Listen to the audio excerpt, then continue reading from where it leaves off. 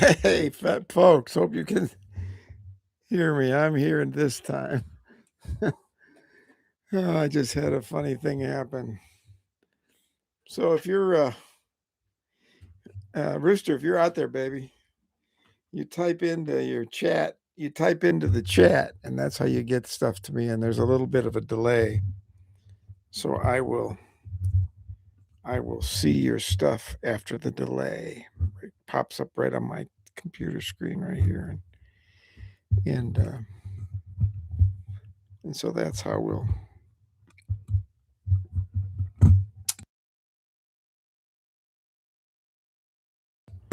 It's loose. So there we go. There we go. We're actually going to start at about 8. There we go.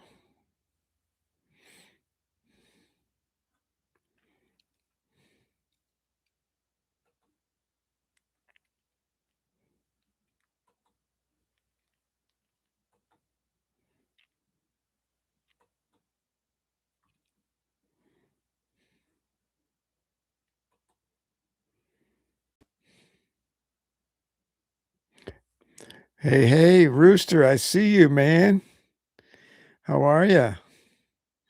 You popped up. Good, good, good.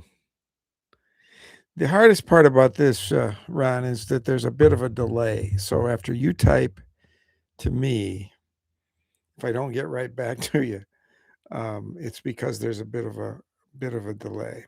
Hey, I see there's a delay. So I'm good, man. I'm good. You're gonna laugh at me now. So a minute ago, I started this um, live stream, and on my end, it looked like there was no camera. So I shut it down, started it over again, figured out that I had the a lens cover on my camera.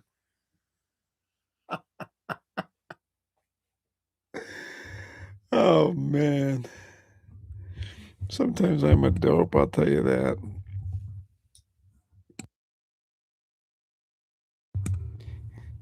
Yeah, what I want to, Ron, what I want to do tonight is have you guys talk to me about the. Let's talk about that brass frame experiment. It should be on your TV. It should be. Better be. I have a channel on television. It should be right on my channel. I'm new at this, so I don't really know, but I watch.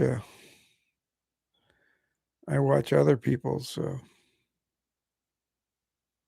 I wonder if the account on your TV the same as the account on your phone, because maybe the account on your TV isn't one that's registered as a member. Oh, there you go. Hey, man. Ta-da. So how does it all look, Rooster? Am I lit up well enough? Can you see my? Do I look like I'm lit up well? Um, that's the secret here. I've been working on.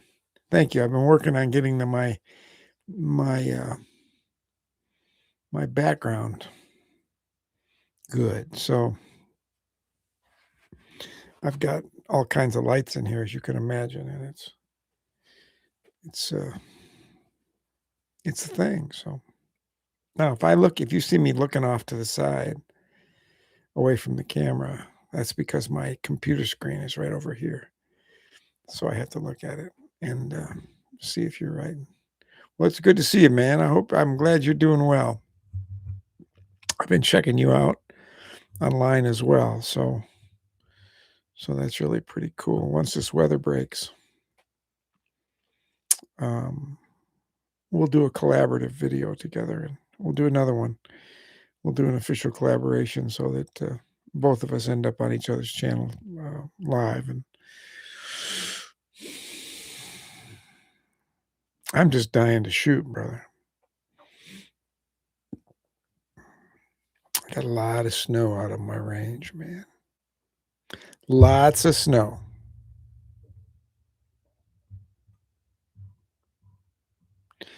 I know Keith is on his way in here in a few minutes. I just talked to him a second ago or a couple minutes ago. So we'll just wait for folks to show up and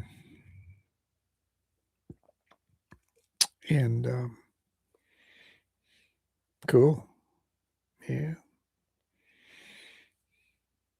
I think I have about 10 of y'all who get into these things total. So we're building slowly. You know, yeah, it sure is. This right up here, where is it? Where is it? This one right up here is all, most of them are new ones. These two over here are new ones. I've got, the worst thing you can do is get me in the house stuck in the snow with no shooting, and I'll just do a little shopping. And that's sort of what happens. So, hey, Mr. Junkie, how are ya? Mr. Keith. Good to see you, brother.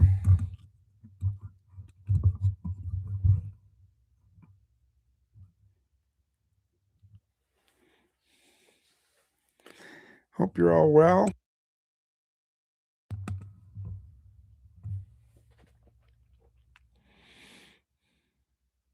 It's been a heck of a week over here. I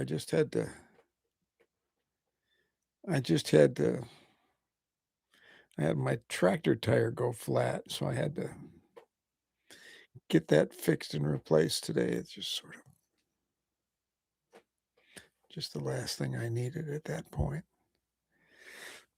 Keith, I like your new video, man. I just got done watching it.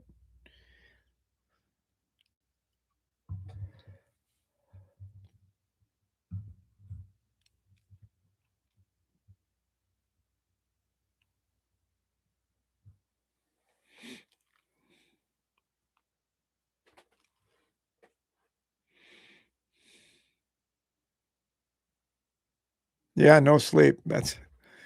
That always makes it tough. You've been working though, man. You've been working at it. You got lots of new stuff to get cleaned up and tested, and I've got I was just telling Ron before you came in, I've got 4 or 5 new new revolvers that I want to test, and I've been cleaning them up slowly and getting them ready to go. Hopefully, it's supposed to get up to 40 tomorrow, which means that this deep freeze might be breaking. It looks to me like it's going to be above freezing for the next 10 days.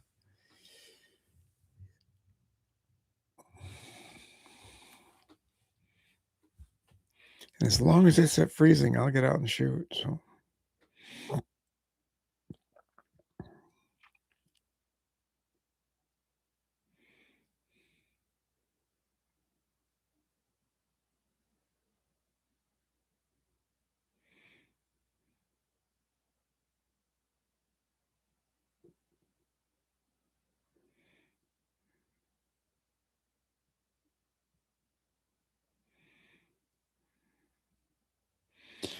Well, I was sitting there watching your video, seeing that you added text to it. I thought you had grown in your editing skills enormously since the last time. And I'm still learning stuff. You know what I mean? I'll still, it worked out great, actually. It really looked good. Your camera picture is crystal clear. Your audio is really clear. And what everybody told me when I first started was, oh yeah, Ron, it's gonna be sloppy up there. Hey Rick, how are you? You're fine. We're just on time right now. Nobody's late.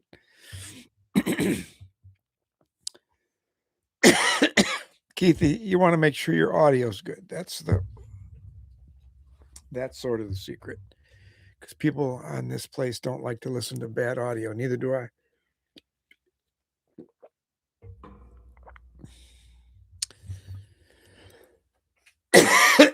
Good to see you, Rick.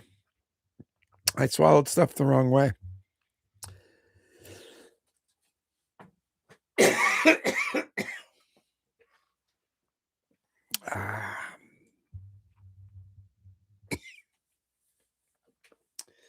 I'll stop dying here in just a second.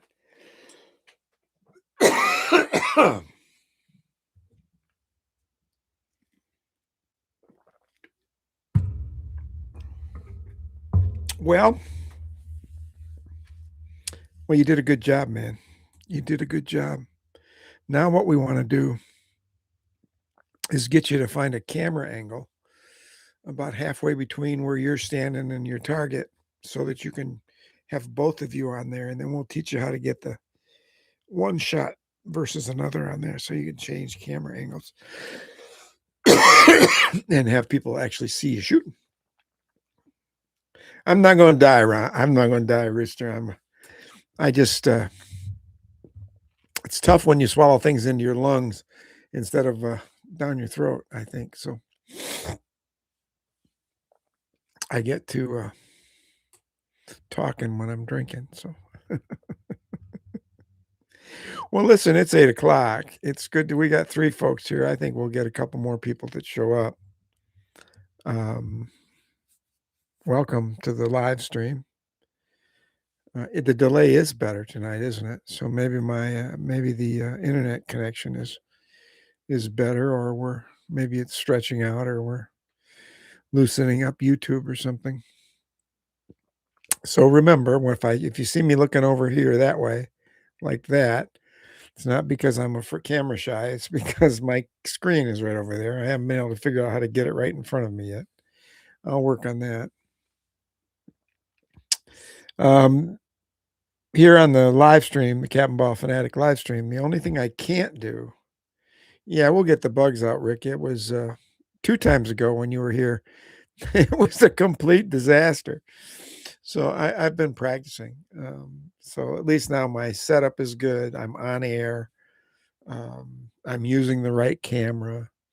Because I had even screwed up which camera and microphone I was on that time. So do you remember a couple of YouTube's rules, silly or not? And that is that on this live stream, we can talk about guns. You can see my guns as a backdrop back there, but I can't touch them. I can't pick them up and show them.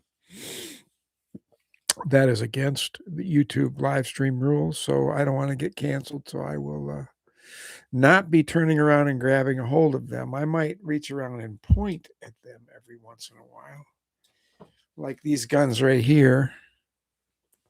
These are the guns for the brass frame. This is the gun for the brass frame experiment right there, that I've got that I have not fired yet because I'm waiting for the weather to break.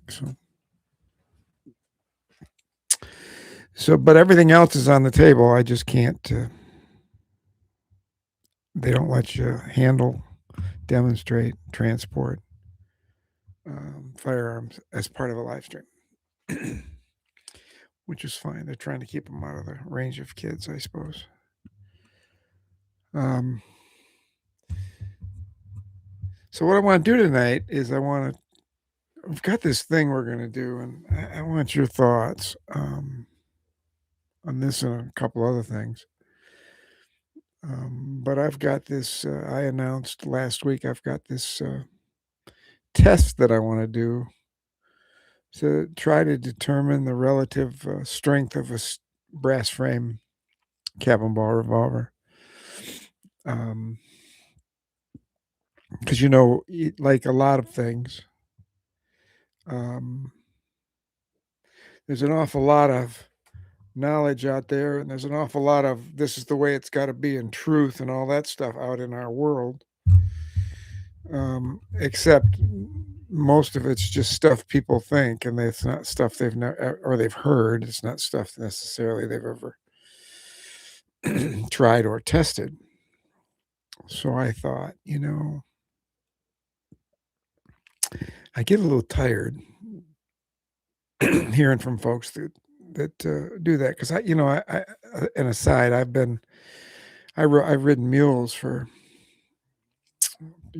going on 30 years, and I used to take my mules to shows, and when I was first in it, I didn't know the first thing about them. So, but what I learned, and it's a little bit like that here with cap and ball revolvers too. But what I've learned is, if somebody starts their comment with, "Well, I've been in this 50 years, and I know," that usually means what they're about to say is to be ignored. It's some old wives' tale or something that isn't true, that's just developed into becoming true, air quote true, over the years. So part of what I want to do in a lot of ways is when these things come up. We did one. You might remember the video I did about, oh, I don't know, 2 or 3 months ago, before winter now, where I tested accuracy with cylinders full. So I filled with filler to get the round ball close to the top of the cylinder, or didn't use filler and let the round ball be down in the cylinder. And because I've always been told, um, no, you're there, Ron. I got them. I see your messages, baby. Unless you had something between telling me not to die on the live feed and now that message right there, I'm seeing you. I got you. There it is. Yeah. And what we learned there was, I'd always been told that the true accuracy comes by getting the projectile close to the end of the cylinder, and that makes sense. But I don't know that anybody had ever really tested it. And when I tested it, I found out it wasn't true. At least in that gun on that day, in my hand off my bench. So every now and then, one of these old things, these old truths will pop up, and we can run into a chance to test it. And that's sort of my idea behind this brass frame test. Ironically, I had just done a video on the brass frames and how you should load them and all that stuff just a couple, 3 weeks before this came up, and then this cheap, inexpensive Pieta brass frame gun showed up on that's the other thing I can't do, is I can't talk about where we buy this stuff. But an inexpensive gun showed up on one of the major sites, shopping sites, and so I thought, that's cheap enough that if I blow it up trying to test it with regular loads, it won't hurt that bad because the price was so good. So that's where this all came from. Is if I had not found an inexpensive brass frame that was new, I didn't want to use one that was new, I wouldn't be doing this, because I I don't have $300-400 to tear up on the range, but I do have $150 to tear up on the range. So and that's what the money from the channel does. So what I'm interested in, I've had some ideas given to me online. That video was pretty well attended. And I've had some ideas online about different ways to do this and different things I should think of. So as you guys, what I'd like to have both tonight and going forward, what I'd really like to do is to have you guys give me some ideas or thoughts about how I can make this worthwhile. It's all worthwhile. I'm going to be shooting a gun a lot. Cap and ball, black powder, a lot of black powder shooting is fun. It's worthwhile no matter what comes of it. But you know what I'm saying, that I want to actually see if we can't contribute to the knowledge base here a little bit, and maybe start down the path of being able to answer. Everybody can start down the path of being able to answer that question. How should I load my brass frame?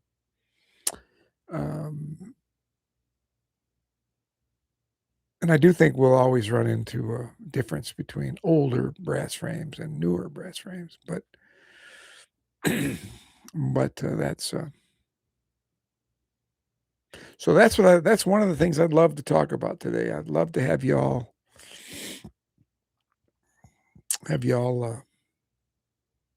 tell me what you think, and then as I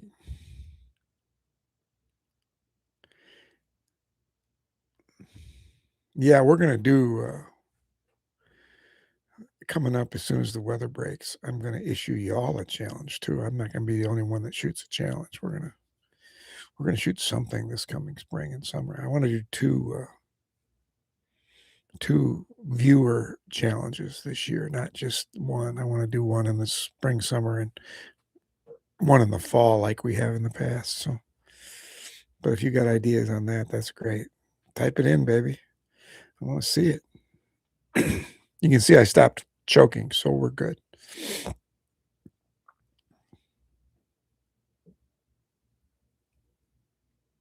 Hey, Rick, I admired that antique powder flask you put on Facebook here a week or so ago. I'm trying to fill in the spaces of boxed, cased sets. I've got a couple of them, and that's about the size you need for that. I was looking at it with admiration and envy because those are cool.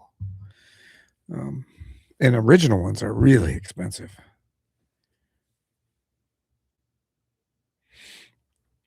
So I'm open for ideas, folks. I want to hear from y'all if we can, so I don't just keep talking. We can learn the rhythm of this thing a little bit. And what I might do too, guys, is at some point, if you're up for it, I might stick this revolver in a box and ship it to somebody and let y'all shoot it to death for a couple days too and put it on video so you can contribute to seeing if we can blow this gun up. Yeah, Rick, those are beautiful, man. It's a beautiful thing. I've looked at some originals on um, on eBay, and they're yeah, that's my time period too. Um,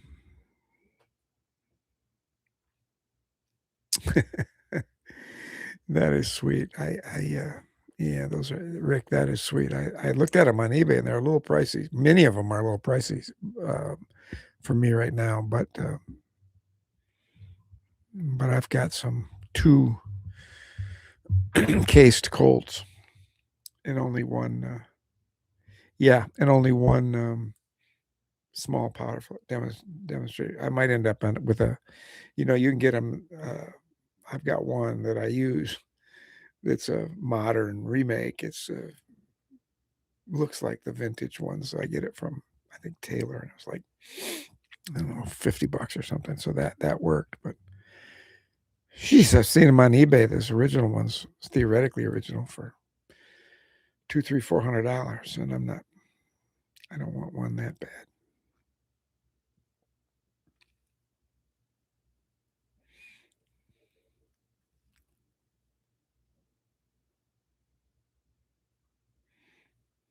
Oh, all right. Cool. Yeah, that would be cool. That would be cool.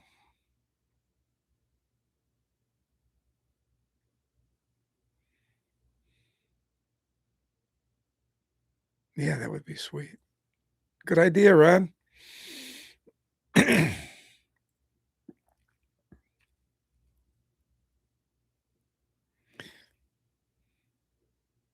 I've got one fellow that sent me some old style. I think they're Pharaoh cards or something that they're old, and he wants me to shoot them and send them back. So we'll do that. And when we did our card shooting competition, we used new cards, with because the cards from the period were different. Yes, I like that, Ron. I like that idea, brother. I do. I do.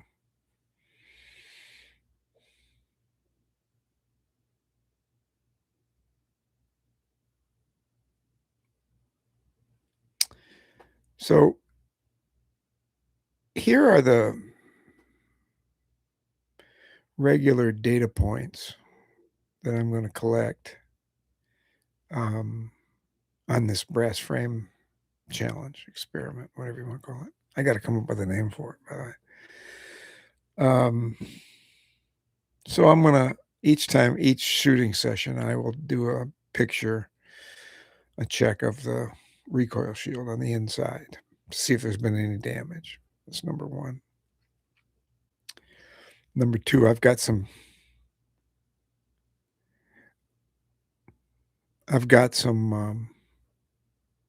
feeler gauges, so I will use feeler gauges to measure the cylinder gap, see if that enlarges at all over time. Number three, I'll examine the actual frame itself to see if we've got any problems in the brass frame. And then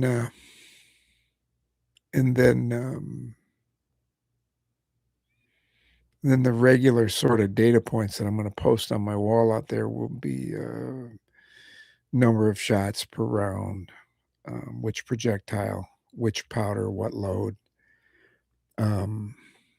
And we'll keep those every single time. And I might go I might wait 2 or 3 shooting sessions to do the recoil shield and the feeler gauges, because I want to give it a chance to develop a little bit. And we'll come up with some of y'all might know this. Every gun, even the steel ones, shoot a little different. They're a little tighter when we first get them. So I want to come up with some idea of what change in size and look would be considered normal versus abnormal, for something like that. So, but those are the data points I'm gonna collect, and then every the brass guns smash. That's right. Every 3 weeks or so, month maybe, I'll do a video catching everybody up, shooting a gun, talking about where we're at. And I'm assuming this is going to last all season, at least. But then again, since we don't know what's going to happen to this brass frame, it might last a month and come apart. So we'll see how that goes.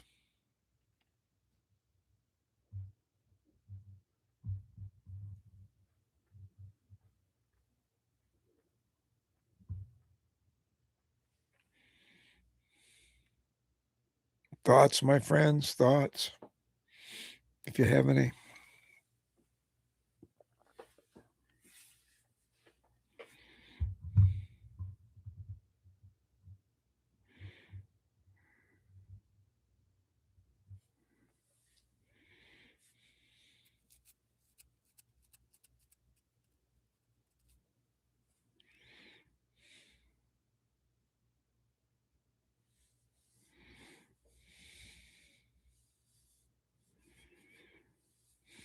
Rooster, have you even been able to get into your land up north?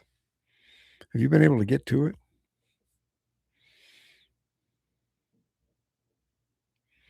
We can't even get into the club at this point. It's our club is. We canceled the club shoot like a week or two ago because it was just snowed right in too deep, and even a guy with a 4-wheel drive got stuck. Tried it and got stuck, so we haven't been able to get in there since first week of January.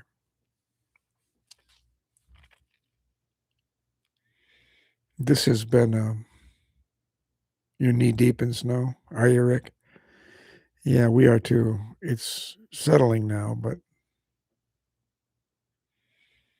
the problem for me hasn't been the snow. It's been how cold it is. I mean, it's just been brutal.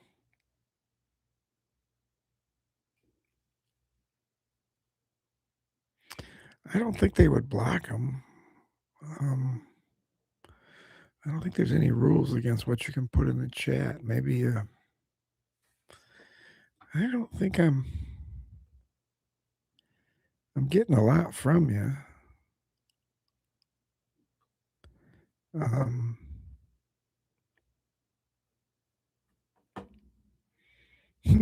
don't know, man. I don't know. Maybe you're just getting caught in the delay.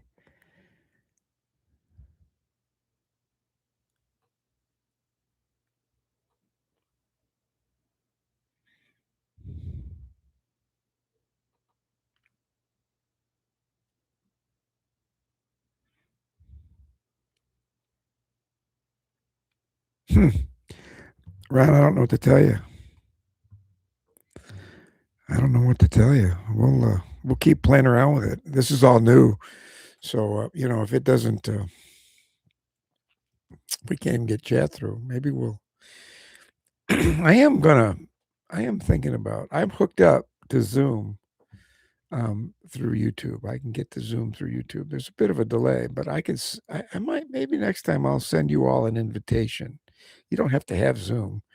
I can send you a link, and you can link in, and then push the button, and then I'll be able to see y'all. And you can talk. Right? That might be good. That might be good. Hey, Rick, below zero is it's been near that here at night, and in the morning it has. Yeah, you're absolutely right. They can. Um, I live. We live in Michigan. I know Big Rooster's sort of in the same boat. We live about 30 miles east of Lake Michigan. And while that gets us a little more snow, something I never knew existed until I moved out here called lake effect snow. um, the warm lakes tend to keep us warmer than other places because the wind blows from the west across the lake. And then, so if everybody if Milwaukee or Wisconsin is at 5 below zero, we're going to be at 15 over here. So that helps us quite a bit. I think I'll do that next time, fellas. I think I'm going to try to figure out the Zoom thing. Well, we've only got a few of us.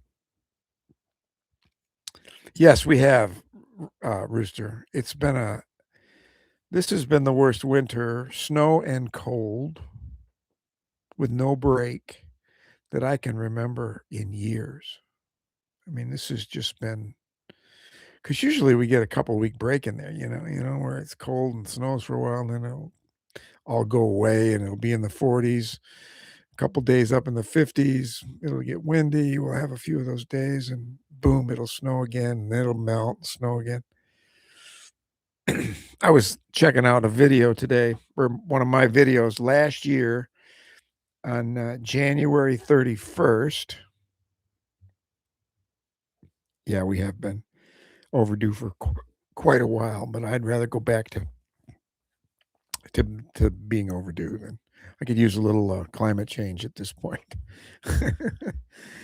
Last year I made a video on January 31st, and I was out in without a coat, perfectly green grass,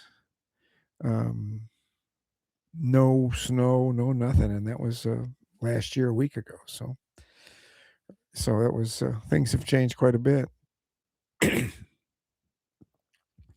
Yeah, I'm thinking, I'm thinking, guys, that I could use a few palm trees growing around here. That'd be fine with me.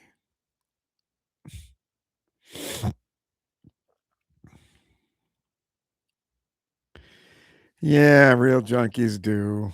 Ha ha ha. Well, I do if it's not 15. You now, on the other hand, don't seem to care, but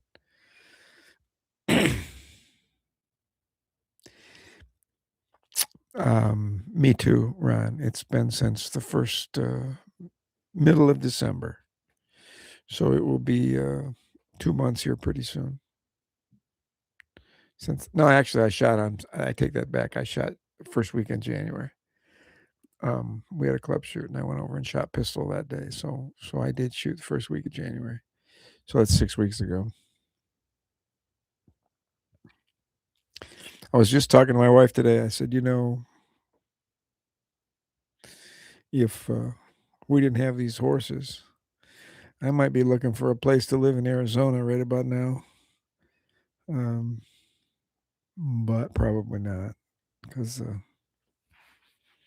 everything I yeah, me too, man. Me too. I love to shoot, and as you all do, and keeps me sane and keeps me from going through withdrawals. So that'll all start here pretty soon. It's funny, right before this winter hit, my last shooting video, I had a viewer who I don't know. A viewer wrote me up kind of snotty and says, "You know what? Why don't you do some videos where you don't shoot? I'm tired of watching you shoot." So I hope he's been watching, because that's what we've had for the last 2 months. Yeah, Rick, where are you located? I forget. I think I thought he was in Pennsylvania, but I may be wrong.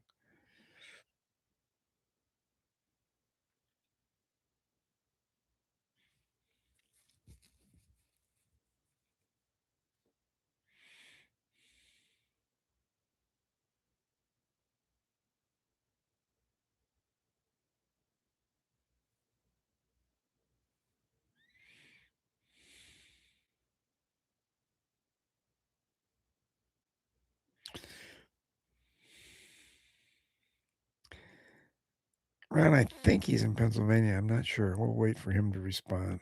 A little delay here. Keith is in Indiana, right?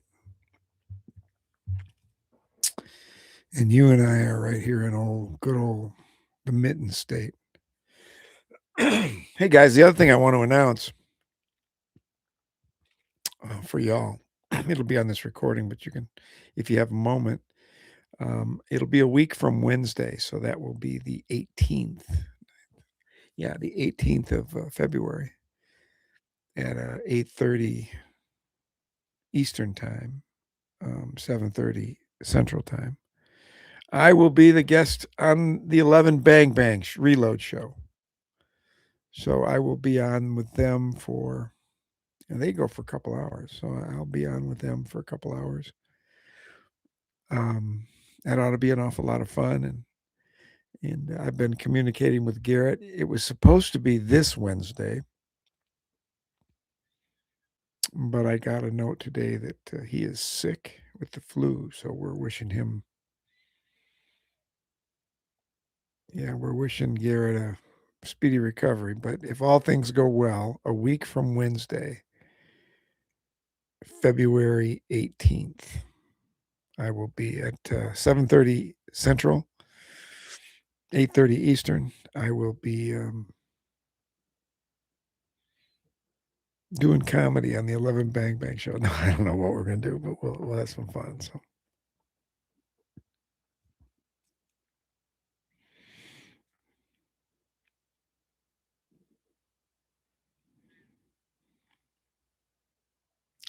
Yeah, 11 Bang Bang. That'll be cool. I like those guys. I watch their live shows. I've always watched a lot of their stuff. So it's pretty cool.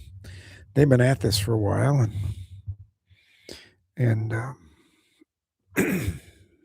you know, so we'll see. I'll try to go in there and. Yeah, me too. I'll get the chance to talk to some guys that are real historians, and they know their stuff, and so it'll be an awful lot of fun. I know that a couple of them really are pretty deep historians, and I'm in history. I'm one of those guys that knows a little about a lot. So I know just enough to be irritating, so it should be an awful lot of fun. But the good news is, I hope, they use a different software for all of this stuff, this live streaming stuff. There's a lot of softwares out there. And it looks like it's kinda cool, and it's free, so if I like that software, it'll allow me to put more faces on screen.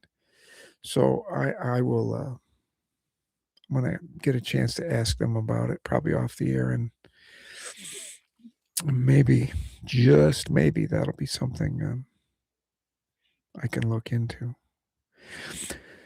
Because as we've got a small group, which is kind of fun, um, it'd be nice if we could actually see each other, and I don't see any reason why we couldn't do that. So we will try Zoom the next time. I'm gonna experiment with it between now and the next time. So I may be calling on you, Ron or Keith or Rick, to be my, test guinea pig some night. I'll send out some Zoom links, and we'll give it a try as a private video off the air so nobody can see it. Well, that's just it.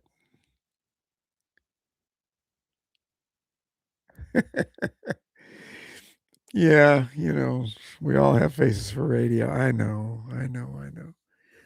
That's the hard part about doing this is I know my mother told me I'd make a great DJ. Just stay off the camera. What's funny, guys, you don't know this about me, but what's funny is I was a broadcasting major in undergrad. So I was actually a midnight disc jockey in college at Central Michigan University back in the mid 70s. And so that's when I truly had a face for radio.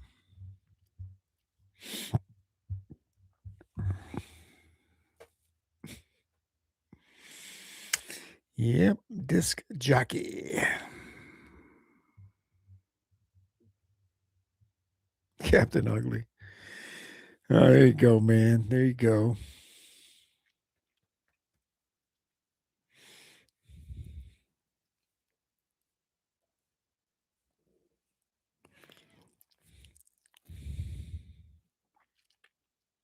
So what do y'all think's going to happen on this brass frame deal? Face for radio and voice for shooting range. Yeah, I've got the kind of voice you need earmuffs around. You need your ear protection and so you can't hear me. So do you guys think this gun's going to survive at 25, 30 grain loads? 44 caliber, 25, 30 grain loads, round balls. Do we think it's going to last a month? Nope. You don't think it's going to last? Keith? I'm going to use I found they're all different. So I just picked one. For a very long time. Yeah. We'll see what happens. That Rooster, that's sort of my thought is it's going to take all year at least with a lot of shots. It might take even more than that. It might take a couple thousand shots. I'm sort of dedicated to finding out how long it's going to take before the thing becomes dangerous. And I will not shoot a dangerous gun, guys. So the minute the minute it's not looking good, we're going to stop. And if I got to send y'all, some of y'all that I know and trust, send you all a short video privately of me farting with the guns for your opinion on whether it's gotten loose or not. I will do that because I'm not going to put myself at risk. I love my fingers. I love my eyes. But I don't think that's going to happen. I picked up one of the gun that I bought. I got one that's a Traditions. No, I got one that's from Keith. Where'd your gun? Oh, Cimarron. I got one. I got a gun that's from Cimarron that had their powder load, normal powder load minimum and maximums. Nothing for brass frame, but we're talking minimum, maximum powder loads. And 44 caliber, theirs was a minimum load at for round balls was 22 grains of 3F, and their maximum load, safe load for round balls, is 30 grains. So I will probably pick between 25 and either 25 or 30 grains. I'll pick one of the two and go with it. So you've had one for you. So you've got an old brasser, huh, Ron? An old brasser. Wow, that's cool. Because my hunch is, from what I've read and whatnot, my hunch is that probably before 20 years ago, those things were probably pretty porous and soft, but 20 grains for years. Okay.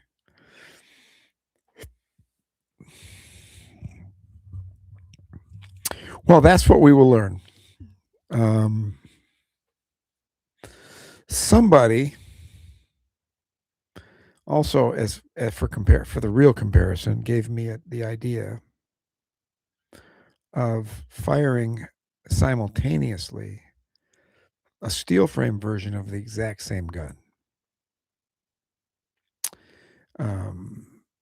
to see and compare directly over time the difference between, even if it's not unsafe, but the difference in the wear and tear of a brass frame gun to a steel frame gun on exactly the same gun with exactly the same loads.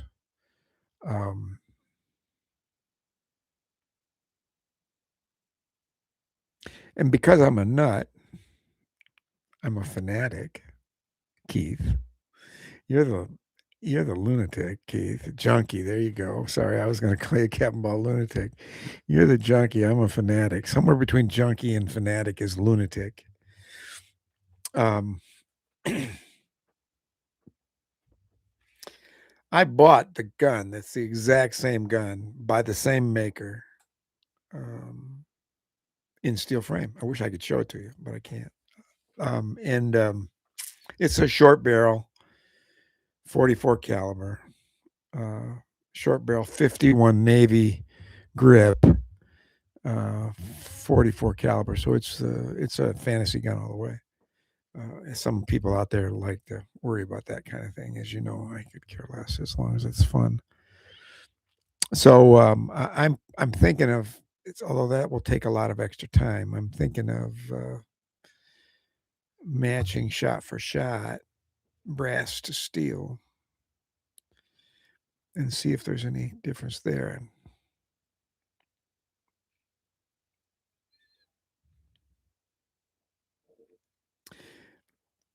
From the 70s through the 90s. Huh? Okay. Well, that's good to know. That's good to know.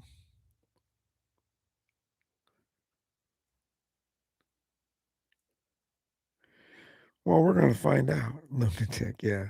Uh-huh. So I see how the delay's doing this time, sir. It's better, isn't it? Yeah. Yeah.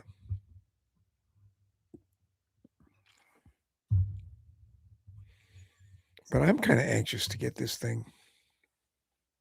test started. I want to, as soon as I can get out. And the hard part for me, if you saw the beginning of that video a while back, the hard part for me isn't the snow on my range. It's the ice blocking my shooting shed door.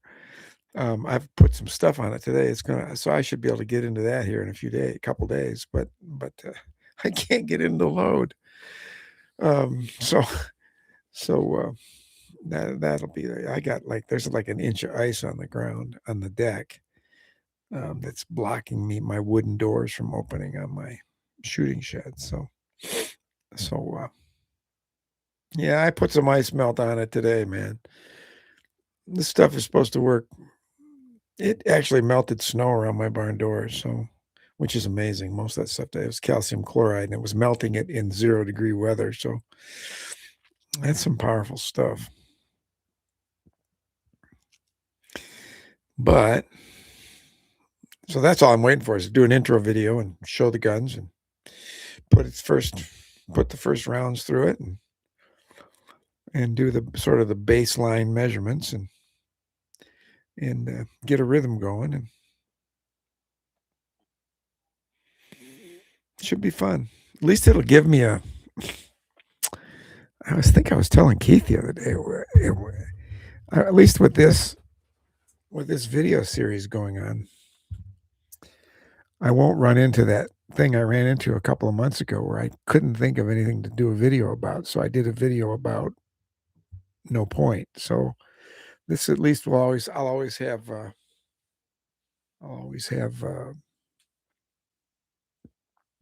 something to shoot.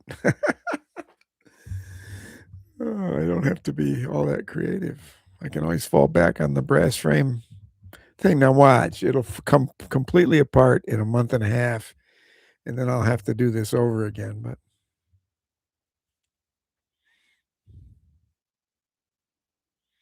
you're kidding.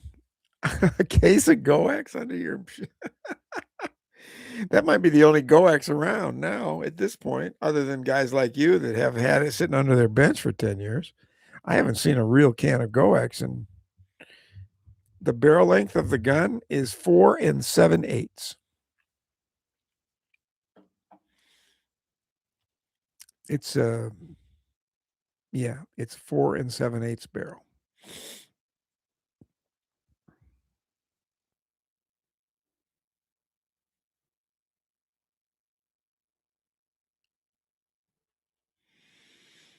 And I have it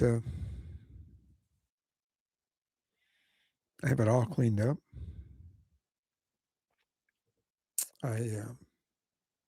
Sheriff model, yeah. It might actually most of those sheriff models are 5.5 inch. It's a little shorter than that, but it's I got a funny feeling it's gonna be a really good shooter, a straight shooter. Um, for I don't know if it will be at 25 or 30 grains, but you know what I mean? We'll see. The steel frame one, would be fine. I have not made any cartridges. I was going to, and I just, yesterday was Super Bowl Sunday, and I sort of sat around most of the day, and I was gonna do it. I had it on my mind, and then I'd forget. And that's the one thing I hate doing more than anything else, making those cartridges. My fingers don't roll, so it's like, as I was telling you, it's kind of amazing because in the 70s, I was really good at that with those cigarette papers. We weren't making paper cartridges then. We were doing something else, but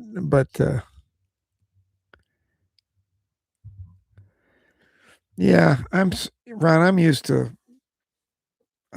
loose powder and round balls, you know what I mean? It's I'm sort of used to that. So I can load like I'm sure you can. I can load up 6 pretty quick. I would have some paper cartridges around just because people ask a lot. Why don't you shoot paper cartridges? Well, because I don't.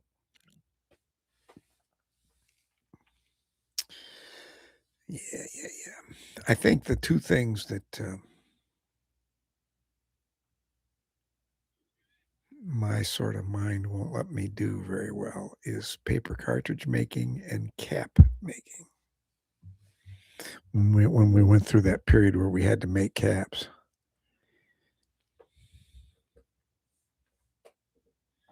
I don't know.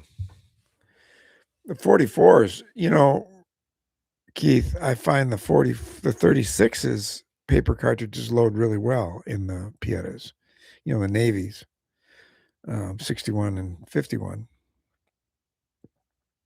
but the 44s don't. I have a tough time with those. I can load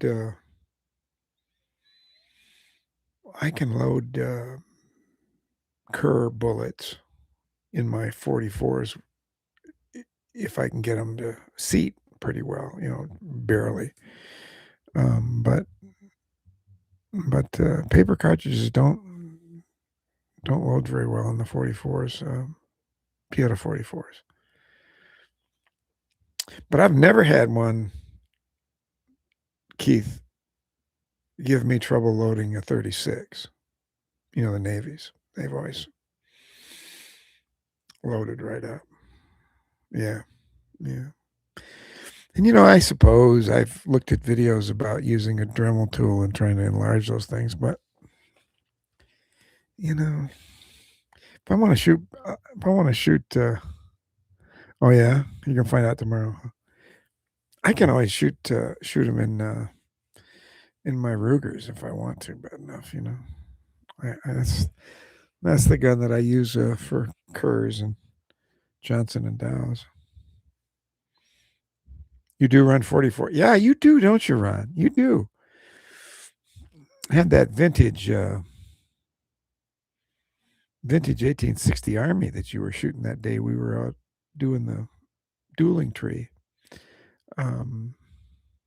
That's a sweet gun, man. That is a sweet revolver. Shoots really well too for being 160 years old or whatever it is.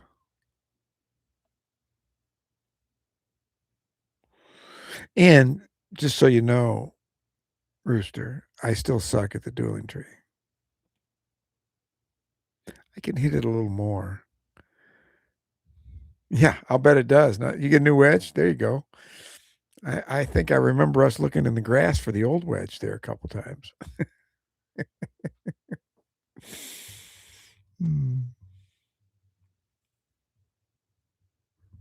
Hey, Keith, when you got your Pietas, did you have any trouble with the stuck wedges when you took them out of the box?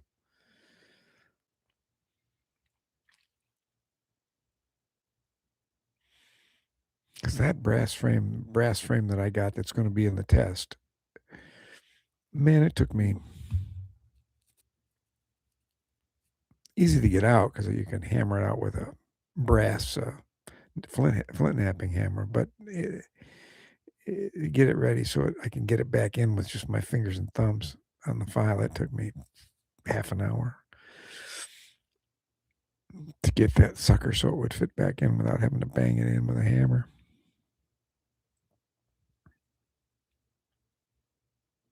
Do you? Now you shoot mostly round balls, don't you now, Ron, in that gun? Or are you shooting conicals?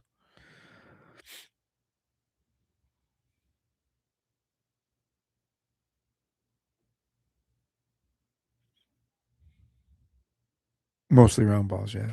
Yeah. Well, that delay wasn't too bad, so good. Yeah. The other thing is I've got, although I've got a buddy at the club,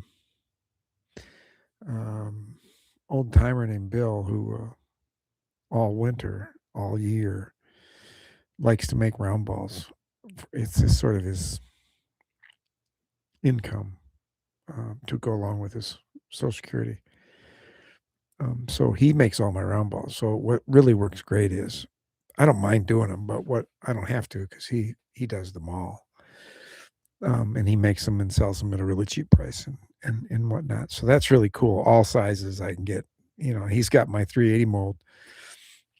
And I just told him when the season gets here, just to start making them 100 a month or 200 a month and make them whether I ask for them or not, and I'll buy them. And because I go through a lot of those, but sometimes he makes 500 a month. But Eric, you guys remember Eric? He's been to the club a couple times. He took my Kerrs and Johnson and Dows and made a whole bunch of those. So I've got a jar full of those, which is really good. So I'm going to shoot those a little bit this year, but At least the Kerrs, they tend to go into more of the guns better. The Johnson Dow have that round, almost like overweight at above the belt line thing that makes them hard to load sometimes. But I have a loading lever or loading stand, so we can always take it apart and do that.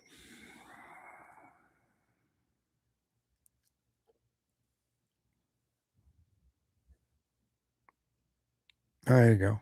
Okay. All right. Yeah. I figure it's hard to know.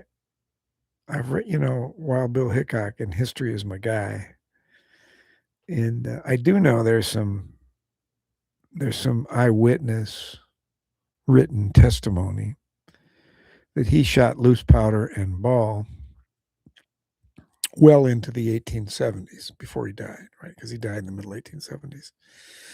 So that while he may have had some cartridge guns around, he still carried with him his 51 Navies, which was his. And every day he'd shoot his guns off in the morning and clean them and reload them. So I do know that he shot loose powder and projectile is what I meant to say. Well past the cartridge era.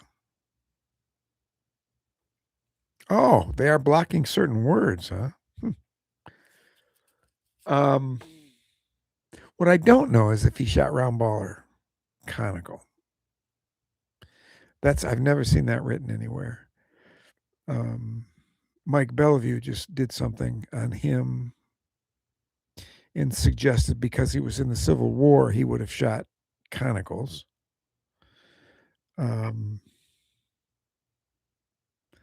But I think he shot. See, I agree with you. I think he shot round ball. Because he was a close-up duelist, close-up duel guy. Didn't need through and throughs. He needed damage done, and round balls would certainly do damage. They're just like the original hollow point bullets, right? They hit and spread. So that if I was in a duel, that's the one I'd want. It'd hit and hurt something really badly instead of just running the risk of going through. I know that you read it someplace. He reloaded. Yeah, he reloads every day. It's interesting. I'm still looking for the round ball thing. I've not found it. But I do know that there was a guy that stayed with him in 1872 or 3, right at the end of his law career. So he'd have been in Abilene, I think.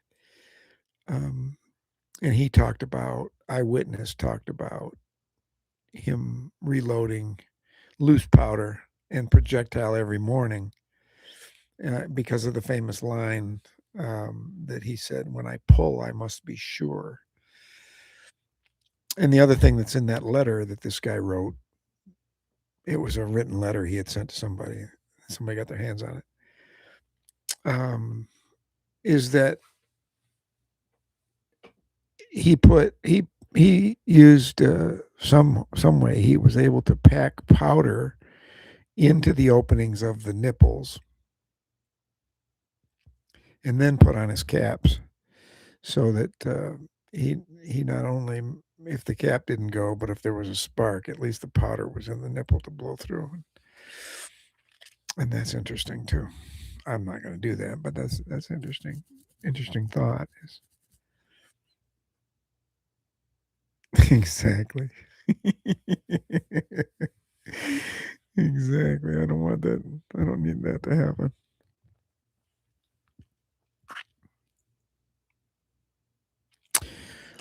Well, guys, we're coming up on an hour. I do think the next time we should,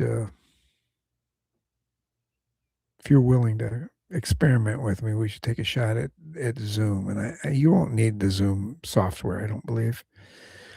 I think I can send you a link and it'll work to get you into a meeting.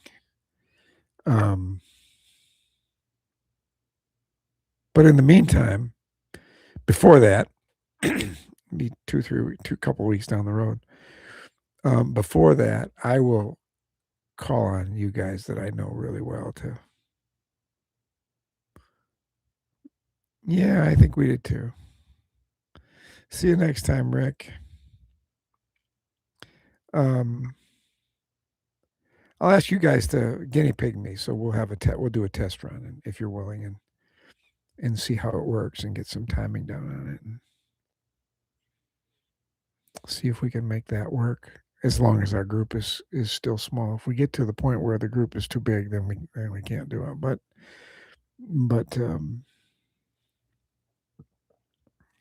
we'll do that. All right, fellas. Good. So we've done an hour. I'll put this video. This will be a video that'll be up on the channel. Just you guys can see it for a day or so. The other members can see it, I should say. And then it'll go live to the public. I'm at 10, Keith. I'm at 10, which is 8, sort of the magic number for YouTube. That's they think that's kind of a big deal. So I'm at 10, which I think is pretty darn good for a couple of months, and I'm never sure if having a program like this is a good one or not. We'll see. If not, we'll go down the road a little bit and we'll stop. I talked to Ethan at I Love Muzzleloading. He's had a membership program for quite a while, and he says it's kind of fun sometimes. So we'll see how it goes here, and I like learning how to do live streams. I like having you guys come on in. So if we can figure out an easier way to make this happen, we'll do it. But anyways, I also have another video. I have a new video that will be out to you guys first, probably, I don't know, maybe Tuesday night, Wednesday morning, and then it'll go public like Thursday or Friday. So that'll be my regular video idea. So, oh yeah, listen, guys, thanks a lot. Yeah, we'll make it fun, man. We just got to get used to it. There's a rhythm to this, and I'm watching what other people do. And Blackie does one of these every week on a Thursday night, Blackie Thomas, but he's got he's been around for a long time. He's got like 500 or 600 people that show up. So it's perpetual questions. You know what I mean? So he's being asked questions constantly. So he doesn't have to come up with anything. He just answers questions the whole time. And I don't know if I want to do that either, but right now it's just a few of us. So, and you guys know me, you know as much or more than I do. So it's I'm thinking of things to talk about, and that's why I wanted to talk about that experiment. And listen, if you guys come up with any ideas on this brass frame experiment that you think I should know about, call me, text me, write me. I mean, I talk to you, so give me a buzz. Let me know. Because I want to get this right. I want to start out right so that I get it right. I don't want to start out all messed up and get 3 weeks down the road and try and have to change my criteria. You know what I'm saying? Because as a professional who's done research in his professional life over the years, that never works very well. So, listen, guys, thanks a lot. I'll see you 2 weeks from tonight. I'll send out a note. We'll do it again 2 weeks from tonight and see how she's going, okay? Look for me on 11 Bang Bang next Wednesday, February 18th at 7:30 Central. And I'll be talking to some of you in between. So thanks a lot, guys. See you soon.